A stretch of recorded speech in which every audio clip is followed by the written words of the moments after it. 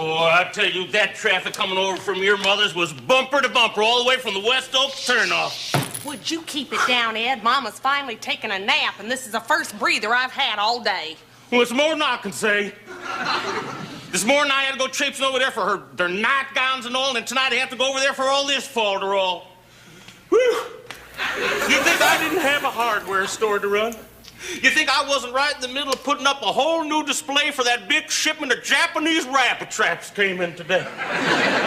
You think all I had to do was... Will you button up your lip? Now, you have been great, just great, ever since Mama had her accident, but you gotta remember that I am the one that's been wheeling her around in that wheelchair for the past 2 days, and I am sorry, but I just don't have time to go out and buy you a medal. Now, did you remember to bring Mama's hand cream? She was worrying me sick that you'd forget it. But how could I forget it? That's what I went over there for. Why can't she give me credit for 2 cents worth of sense? Here's her hand cream, here's her electric blanket, here's her shawl, and here's her Castile shampoo. And the next time I make a trip over to her place, it's gonna be to take her home, and that better be soon. Ed, can't you get it through your head that we almost lost my Mama?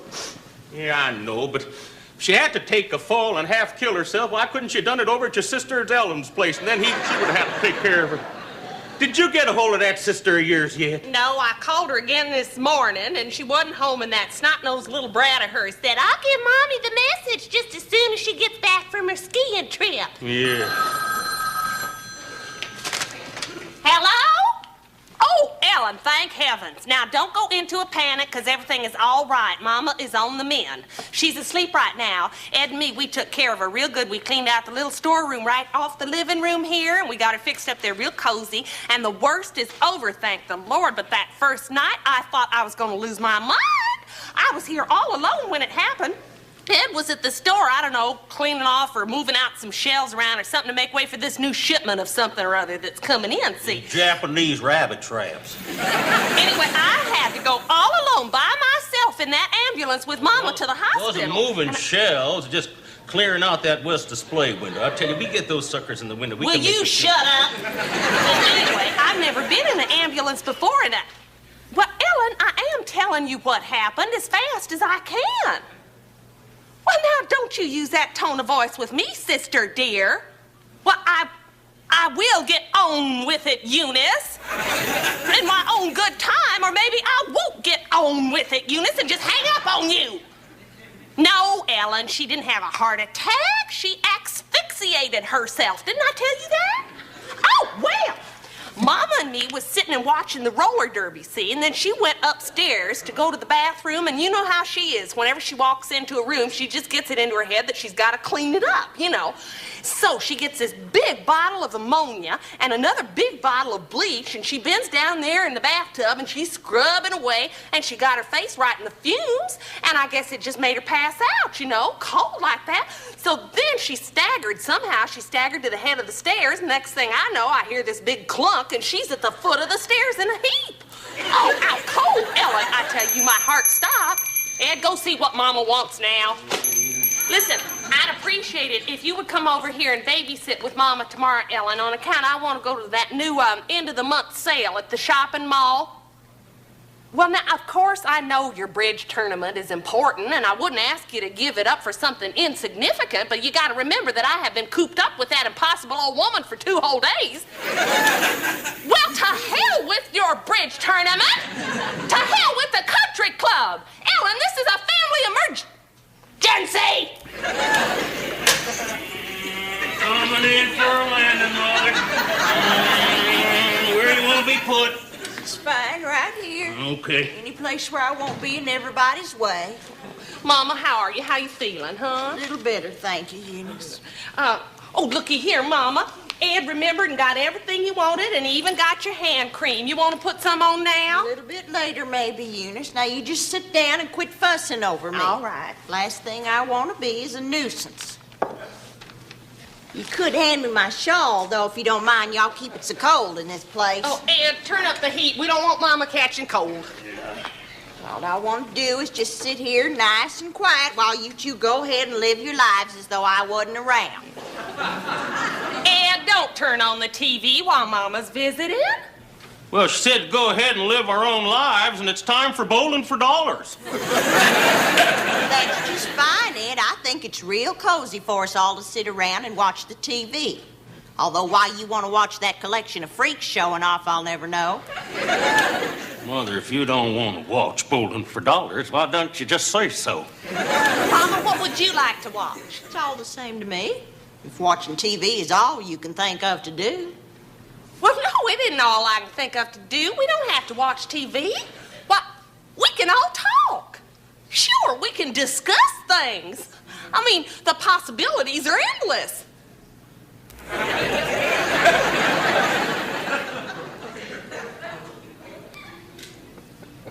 Does this mean that bowling for dollars is knocked out of the box? Come on, Ed, sit down. Just sit down. We'll all talk. We'll all visit and have a nice talk.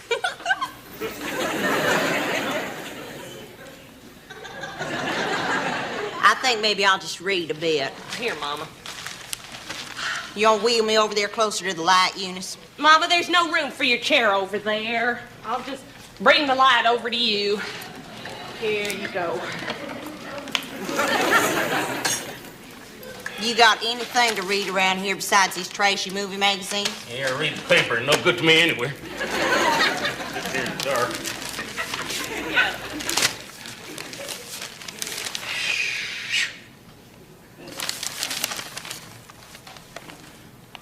You know, I woke up with the driest throat. The air in that little room is all funny.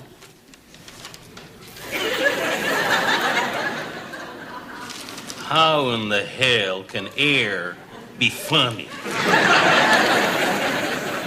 You want me to get you a Coke or something? Eunice, you know I can't stand that stuff. Now just sit down and quit bothering yourself. Glass of orange juice would sure hit the spot, though. All right, I made some while you was taking a nap. Well, I hope it ain't some more of that frozen stuff. Well, yes, Mama, I'm afraid it is. I haven't had time to go to the store and buy anything, let alone fresh oranges. Ain't nothing in here worth reading. I'm in the middle of a great murder mystery, but I left it at home. If I'd known I was going to end up over here, I'd brought it with me the other night. Silly me, I should have thought to ask you to pick it up, Ed, when you went over to my house. Of course, I wouldn't dream of doing that now. You're probably tired.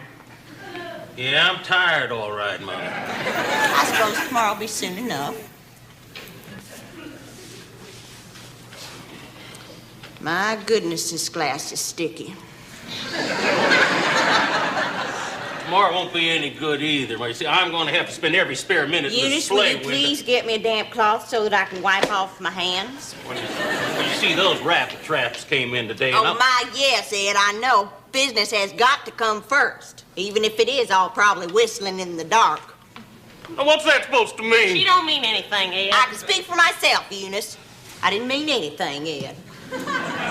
I wish you all the luck in the world, you know that. But frankly, I can't imagine the whole town going crazy to buy rabbit traps. Especially when they're made in Japan. They're compact, they're sleek, the trapdoor snaps shut quick as lightning, and they're yeller. Well, like I said, Ed, I wish you all the best. Just don't be disappointed when the whole thing goes down the drain like all your other plans. You want to hand me that jar now, Eunice? You can take this orange juice, you put too much water in it. This is not my jar of hand cream, this is my bobby pins. Which says Henrietta's hand cream right on the jar. This is an old jar that I keep on my dresser. I told you that my hand cream was in the kitchen on the windowsill. Well, I forgot that part. I mean, I was in the bedroom getting everything else, and there it was in plain view. Ed, it should be obvious to even you that hand cream don't rattle. When you hear the bobby pins in here going clank, clank? Well, I might have heard a clink, clink. But if I did, I never dreamt it was coming from inside the jar of hand cream. Well, can't you open it up and look inside? I don't take time off to look inside of every jar of hand cream I see. Mama, why don't you use some of my hand cream? Eunice, why don't you use the brains the good Lord gave you? My hands are raw from using all that ammonia. That watery stuff you call hand lotion ain't gonna do a thing. Well, I am sorry about your hands, Mama, but you gotta admit that none of this wouldn't have happened if you hadn't been up there in my bathroom cleaning cleaning my bathtub, which nobody asked you to do, and you wouldn't even be in this fix. I was only trying to help out a little bit.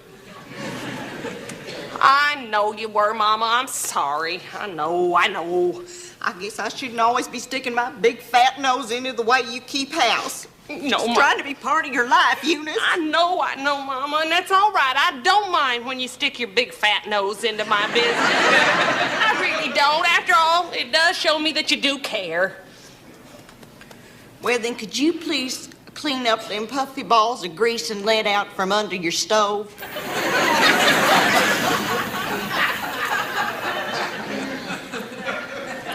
What? Puffy balls of grease and lint out from under my stove. I don't believe it. I knew this was going to happen. Soon as you was in there taking your daily nap, I was down on my hands and knees scrubbing that damn kitchen floor and picking up them puffy balls of grease with my own hands because I knew you'd go berserk if you spotted any dirt on that floor. And boy, howdy, you spotted some, didn't you? But it doesn't look to me like you've been down scrubbing the floors. It looks more to me like you've been flopping around reading these junk magazines This again. is my house and I'll read what I like, Mama. And it's your fourth beer today. And I'm gonna tell you something, I needed every one of them.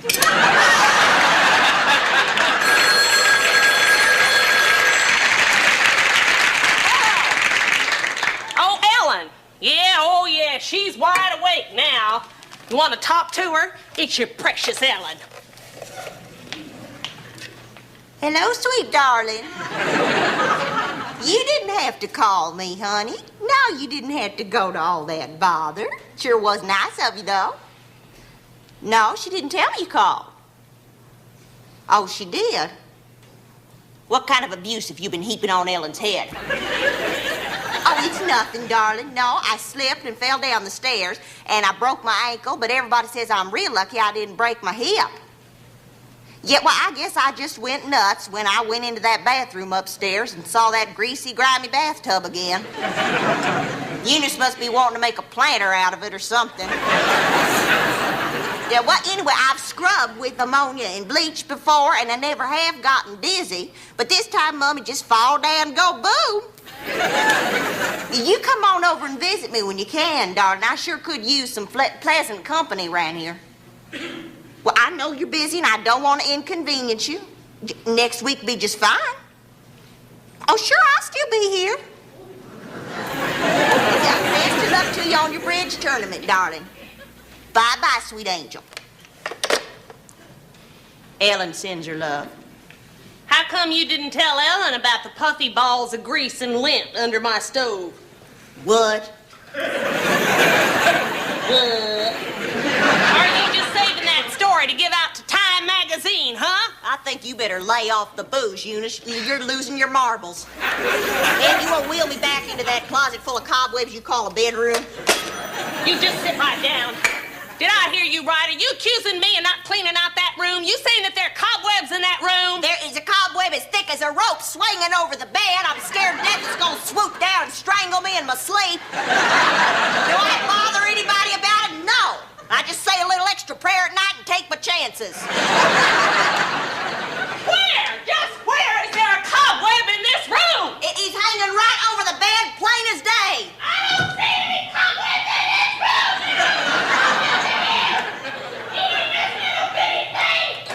Well, it's gone now, Mama, and you can go right back in that room and you can stare at them four walls all day for all I care. That suits me just fine. Wheel me in there, Ed. The hell I will.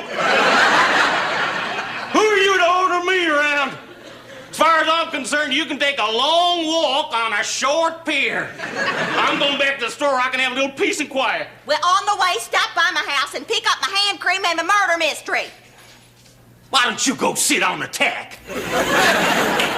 When's the last time you ever did something for me? Here I am, a nervous wreck. I'm in the middle of one of the biggest business deals of my life. And what I need is a little pat on the back, a little encouragement, instead of all that sniping and sneering you've been doing for 2 days. You want a pat on the back for trying to sell rabbit traps? That's nuttier than all your other schemes put together. There's going to be a rabbit epidemic. Don't you know what what's happening? Last year, hundreds of farmers had all their crops eaten up by swarms of rabbits. And the paper says same thing's going to happen this year. You big dumb cluck. That rabbit epidemic last year was in Australia. Well, this year it's going to happen here. And don't you call me a dumb cluck. Well, what else would you call somebody who can't tell the difference between hand cream and bobby pins? You got one broken ankle. Would you like to try for two? There. Don't you try to find out. Did you ever see a dumb cluck go crazy? I am going to a nursing home. Eunice, wheel me into the bedroom so I can get the things. I am not your slave. You can go get your things yourself. Oh, well, I knew it was going to come to this sooner or later. Your Aunt Fern took one look at you in the cradle and she said, boy, this one is going to cost you nothing but grief. And boy, Hattie, I'm telling you, she was right. Watch out for the tarantula. Don't you leave me alone here with that devil. See you in the funny papers, and good night, ma'am. She fell out of her chair. Oh, my Lord. Oh, Lord, please let her be all right, Lord.